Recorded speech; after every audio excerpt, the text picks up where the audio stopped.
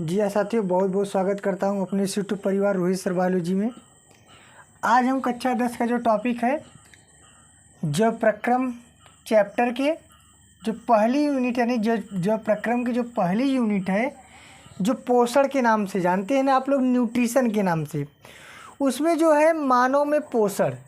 तो मानव में पोषण से लेकर के मानव में जो पाचन की क्रिया होती है, तो पाचन में विभिन्न प्रकार की ग्रंथियाँ भाग लेती हैं। तो उन ग्रंथियों में से सबसे इम्पोर्टेंट ग्रंथि यानी लार ग्रंथि के बारे में बताएंगे, जिसे सलाइवरी ग्लैंड भी कहा जाता है। तो ये आपके यूपी बोर्ड परीक्षा की दृष्टिकोण से बहुत ही इम्पोर्टेंट है। चाहे वो मानव में पोषण पूछे तो भी उसमें लिखा जाएगा, पाचन पूछे तो भी लिखा जाएगा, क्योंकि पाचन क्रिया में ग्रंथियां भाग लेती है जहां से एंजाइम निकलता है। क्या निकलता है? एंजाइम निकलता है। तो आज हम बात करेंगे लार ग्रंथि के बारे में। तो ये लार ग्रंथि एक प्रकार का क्या होता है? पाचक एंजाइम होता है, यानी डाइजेस्टिव ग्लैंड्स होता है। तो पाचक ग्रंथि से पाचक एंजाइम निकलता है। तो आज हम बताएंगे लार ग्रंथि की संख्या कितनी होती है और यहाँ से कौन कौन से एंजाइम निकलते हैं। तो आप लोग वीडियो को लास्ट तक देखिएगा। नए हो तो सब्सक्राइब करिए, शेयर करिए और लाइक करिए। कमेंट बॉक्स में बताइएगा आप लोगों को समझ में आया है कि नहीं। चलिए शुरू करते हैं। सबसे पहले बताते हैं कि पाचक ग्रंथि लार ग्रंथि होता क्या है। देखिए, मानव में जो लार ग्रंथि की बात करते हैं,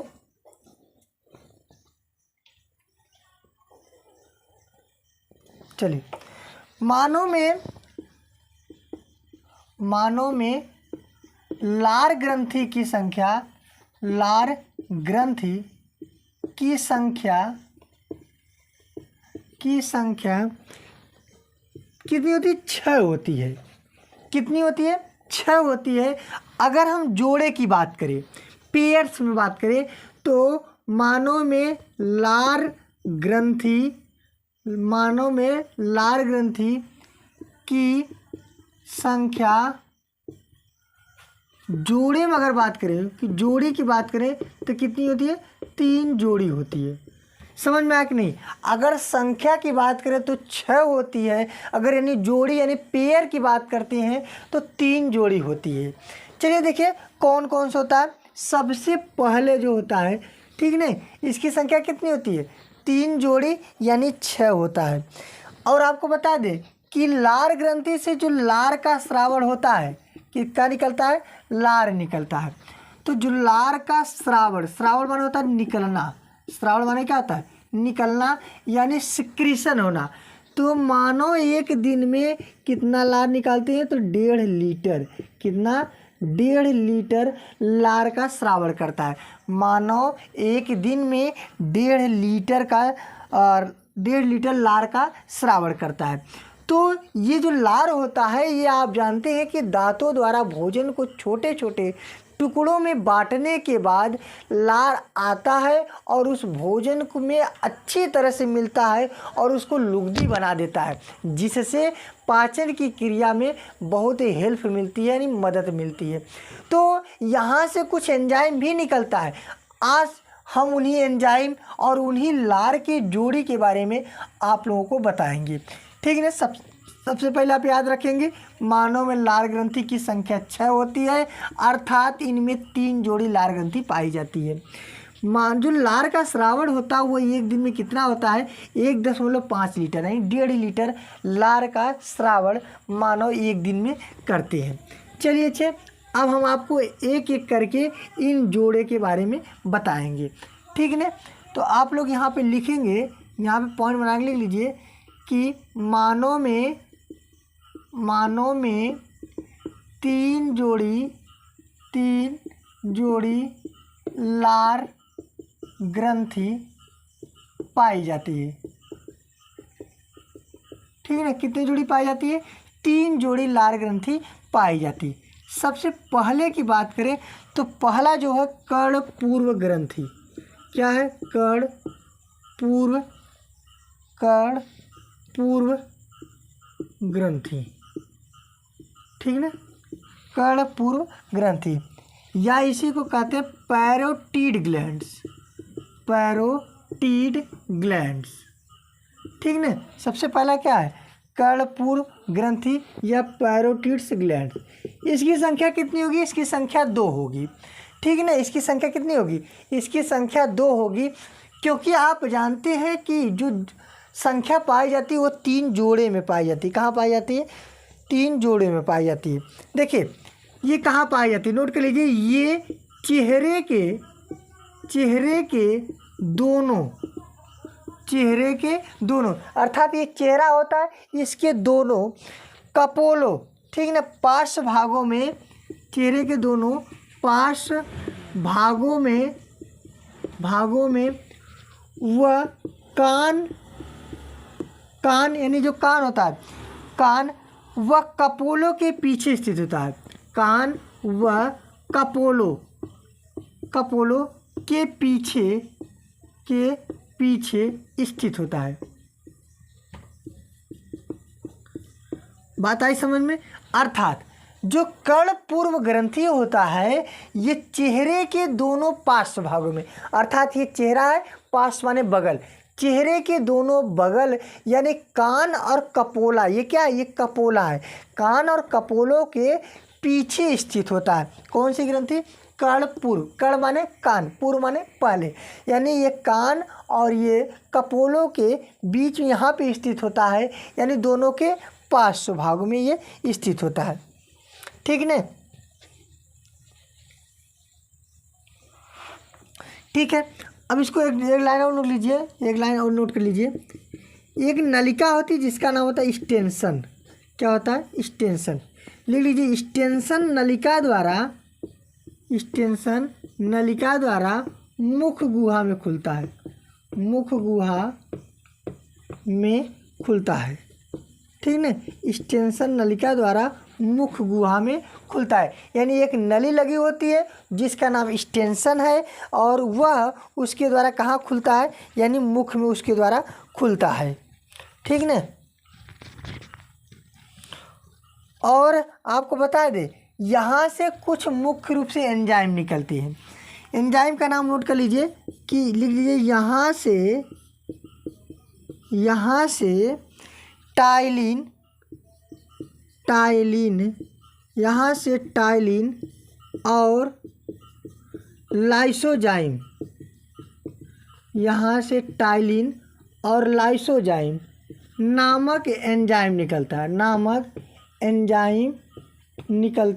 है,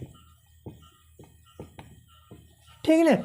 मतलब क्या है कि जो लार ग्रंथि का जो पहला जोड़ी है कर्णपूर्व ग्रंथि होता है, ये चेहरे के दोनों बगल में कान और कपोलों के पीछे स्थित होता है, जो स्टेंसन नलिका द्वारा, किस नलिका के द्वारा, स्टेंसन नलिका के द्वारा मुख गुहा में खुलता है।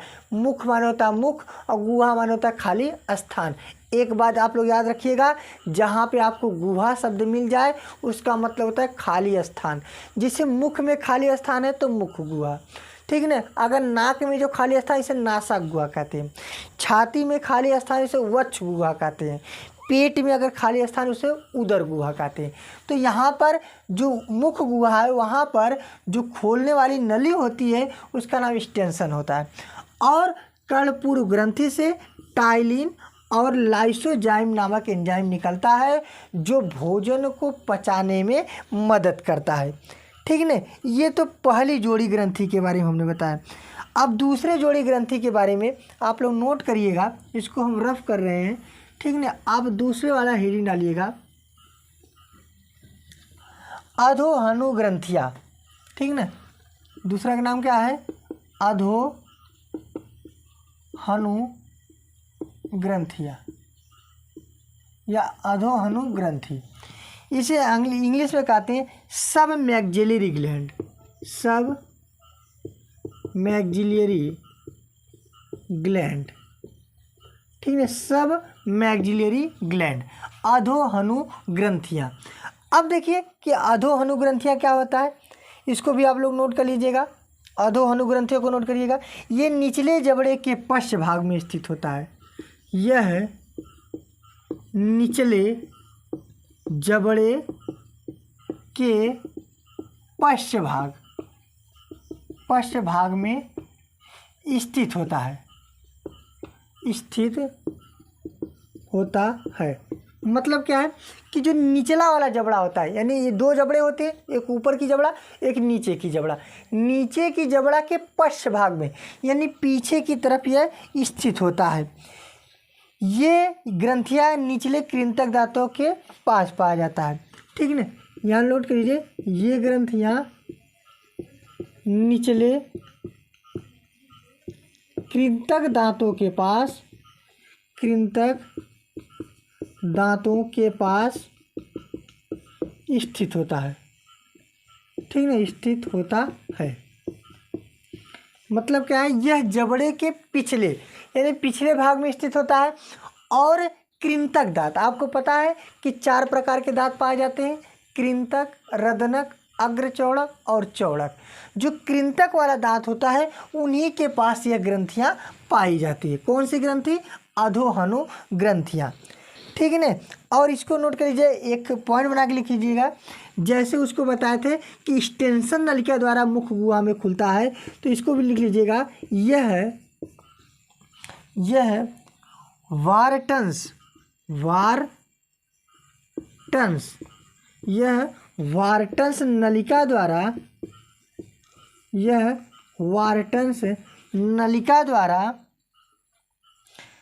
द्वारा जिह्वा के पीछे खुलती है,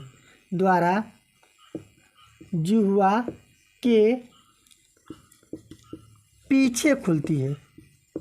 ठीक है ना, वार्टन्स नलिका द्वारा जिह्वा के पीछे खुलती है। ये तो भैया अधोहनु ग्रंथि होगी। इसकी संख्या कितनी होगी? 2 होगी। इसके पहले बता दो इसकी संख्या कितनी हो गई? 2, यानी टोटल कितने हो गए? 4। हम संख्या में कितने बताए थे? 6। जोड़े में क्या बताए थे? 3। यानी मानव में 3 जोड़ी लार ग्रंथियाँ पाई जाती है, अर्थात एक जोड़े में 2 होता है तो 3 जोड़े में 6 ग्रंथियाँ हो गई। अब हम अगर बात करें तीसरे जोड़े की बात करें, आप लोग इसको नोट करते हुए चलिएगा। अगर नहीं नोट कर पाए हैं तो वीडियो को पीछे कर करके आप इसको नोट कर सकते हैं। ठीक है ना। तीसरा है अधोजिह्वा ग्रंथि। ठीक ना, तीसरा क्या है?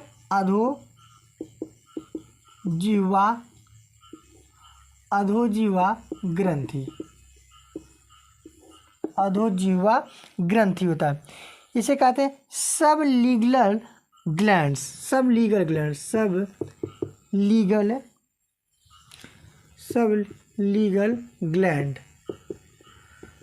ठीक है, सब लीगल ग्लैंड होता है, माने अधोजिह्वा ग्रंथि होता है। अब इसको देखिए, यह जिह्वा के ठीक पीछे स्थित होती है। यह जिह्वा के ठीक पीछे स्थित होती है। ठीक है ना। ये कई महीन माने छोटी छोटी, महीन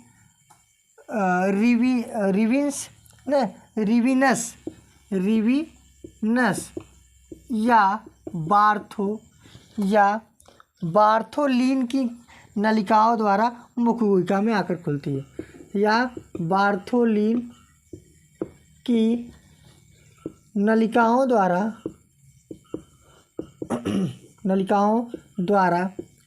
मुख गुहा में खुलता है। ठीक है ना। किस नली के द्वारा? रिविनस या बार्थोलीन जो नलिका होती है इसके द्वारा मुख गुहा में खुलता है। इसके पहले वाला जो हमने आपको बताया था, ठीक है, अधोहनु ग्रंथियाँ, तो वो वार्टन्स नली के द्वारा खुला था। कौन सा नहीं था? वार्टन्स। और कर्णपुर वाला जो था वो हम आपको बताए थे स्टेंसन नलिका के द्वारा खुलता था। ये कहाँ पाया जाता है? जिह्वा के ठीक पीछे स्थित होता है। इनका भी संख्या कितना होता है? 2 होता है, अर्थात ये भी एक जोड़े के रूप में यानी 2 के रूप में पाए जाते हैं। ठीक है ना। ये तो बहुत इम्पॉर्टेंट बात थी, आप लोग इसको समझ गए होंगे। और आपको बेहद इम्पॉर्टेंट वाली बात बताने जा रहे हैं, इसको नोट करते चलिए। लार में उपस्थित, नोट करिएगा, लार में उपस्थित अल्फा एमाइलेज या टाइलिन एंजाइम मंड को शर्करा में परिवर्तित करता है। अल्फा एमाइलेज अल्फा एमाइलेज या टाइलिन एंजाइम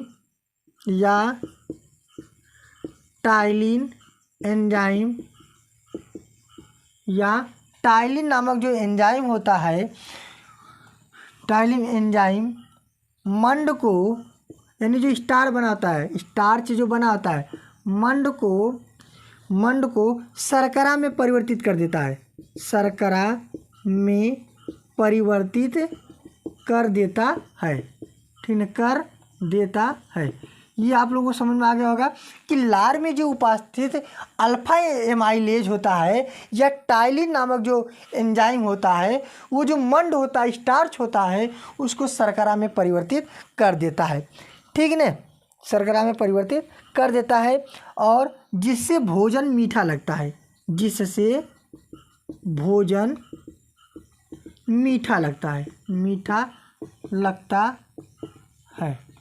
ठीक ना। जैसे आप रोटी खाए हैं, रोटी के बाद आप लार में मिल जाएगा, कुछ समय बाद देखेंगे वही सूखी रोटी आपको मीठा लगने लगेगा, अर्थात रोटी खाने के बाद जब लार में मिला तो भैया वो मंड बन गया, और मंड बनने के बाद जब उसमें एमाइलेज नामक एंजाइम आ गया और टाइलिन नामक एंजाइम उसमें आकर के मिल गया, उसके बाद वही रोटी आपको मीठा लगने लगेगा, अर्थात उसी मंड को शर्करा में परिवर्तित कर दिया। कौन परिवर्तित किया? एमाइलेज नामक एंजाइम और टाइलिन नामक एंजाइम ने इसको परिवर्तित कर दिया, ठीक है ना। और एक और लोग लीजिए, एक और एंजाइम के बारे में लिख लीजिए, यहाँ पे बता दे रहे हैं आपको, इसको मिटा करके नोट कर लीजिएगा। लाइसोजाइम नामक एंजाइम, लाइसोजाइम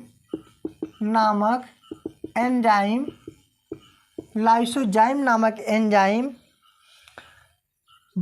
प्रतिजीवाणु कारक होता है, प्रतिजीवाणु कारक होता है, अर्थात जो लाइसोजाइम नामक एंजाइम लार में उपस्थित होता है, वह हमारे मुख में आए हुए बैक्टीरिया यानी जीवाणु को क्या करता है? नष्ट करता है, उसे समाप्त करता है। कौन सा एंजाइम? लाइसोजाइम एंजाइम, ठीक है। तो भैया ये लार वाला जो लार ग्रंथि का जो टॉपिक था, ये आप यहीं समाप्त होता है। अगर किसी को कोई समस्या होती है तो आप कमेंट बॉक्स में पूछ सकते हैं, ठीक है। लाइक करिए, सब्सक्राइब करिए, शेयर करिए, धन्यवाद।